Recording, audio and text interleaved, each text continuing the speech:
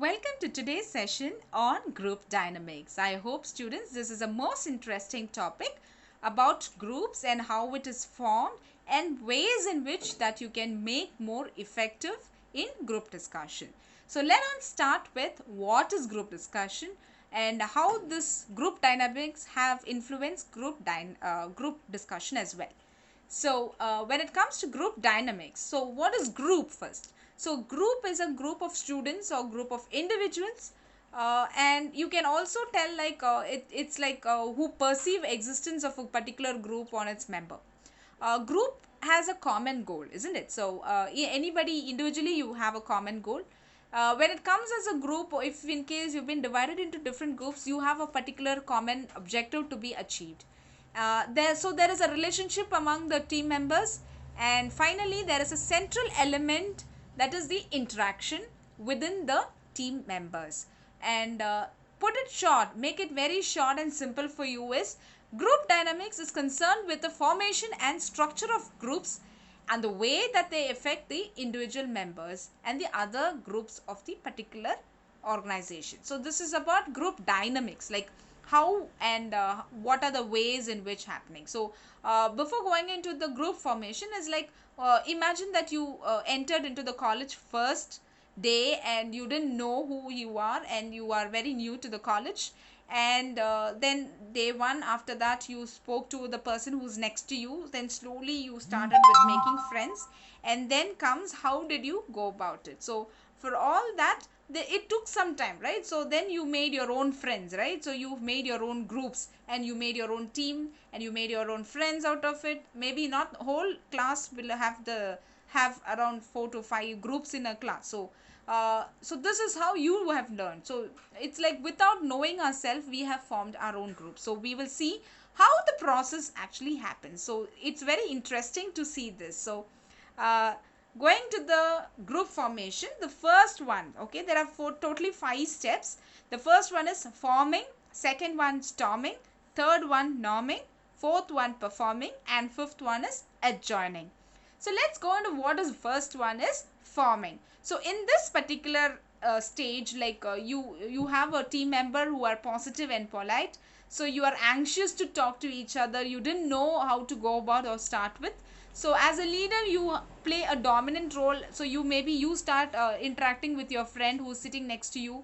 Probably you took roles and responsibility which is not so clear, but this stage can last for some time. Like as people start to work together, it gives a lot of effort to get into know into your new friends. So this is how you started with your forming. Okay, so the next one is storming. So when it comes to storming, again see here how it is, like in the picture also. So you are come little more closer, you started talking. So the next is like in the team you started to move, and you started to have boundaries and people will start pulling you here and there, and often there are some conflicts. So conflicts are nothing but you have a friendly conflicts in between your team friends, and you stick with the task whatever is given to you, and still you proceed with it. So you have conflicts in between these storming. So that's why we use the word storming. Okay, and the third one is norming.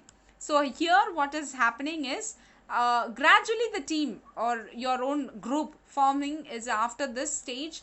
Like there is a little difference, like you try to solve problems within the team. I said no in the previous one, storming, there are like little conflicts, so you try to solve and you try to fix it, and then you kind of become more commitment and more team oriented, and there should be a good progress. So this is the stage where we call it as norming.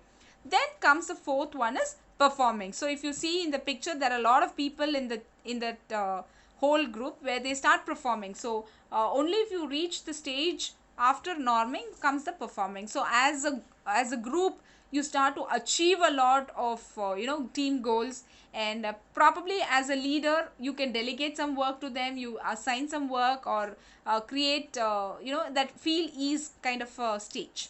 And the last part is the adjoining stage, where the team, so probably after the project is over, they try to move out from the team, or maybe after your college hours, like college days, like 4 years, and after that you started to move her out, so then you lose their contacts, or probably you didn't have much contact with them, or you lost the contact. So all this is the adjoining part. So this is how the actual procedure, like group formation is like whole of your final year, okay, from the first year till the final year. This is how this is happening, but we are telling here is an example, and we are giving a particular stage name here. That is the whole difference about group formation. So let me move on to the next slide.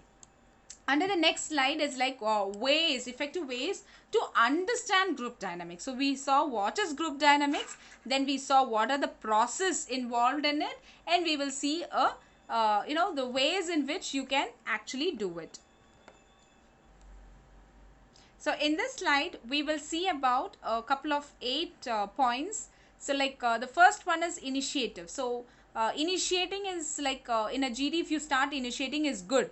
But at the same time, if you do not understand the topic properly and you started with a group discussion, then there will be a problem. So that is one thing that you need to identify here.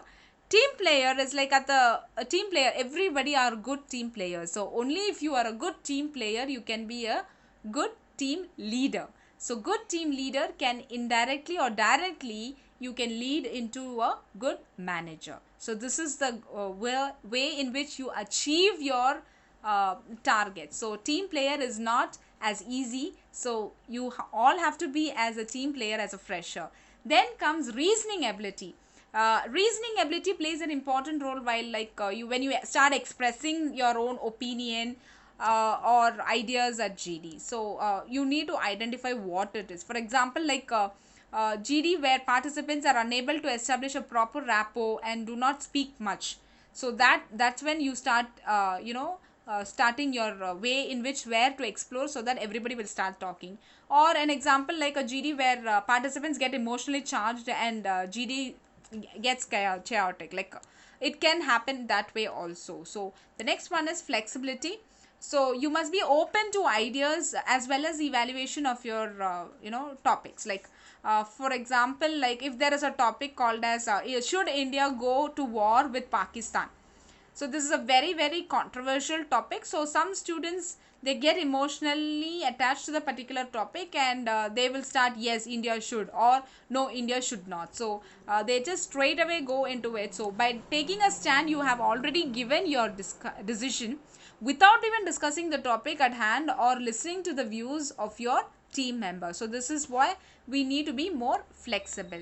And comes here is assertiveness. So when it comes to assertiveness, it's like you must put forward what is required, the empathy, positive and confidence manner. Participants may often being assertive, and sometimes they can get aggressive also.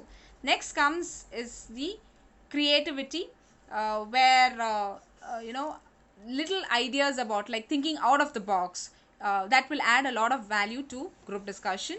Then inspiring ability, it's like a good group discussion should have views about it. So having a good ability to inspire your team members, and it gives a positive trait. Then comes listening. So always try and strike a proper balance between expressing your ideas and imbibing ideas. And the last but not the least is the awareness. Your awareness about your environment helps a lot in your GD content, which carries maximum weightage. So students, I shall stop with this. So this is all about group dynamics. So initially we saw what is group dynamic concept, we saw about how the group is formed, the process, and we saw the effective way for group dynamics. I hope students, you have enjoyed this particular session. Thank you so much for watching. Have a great day.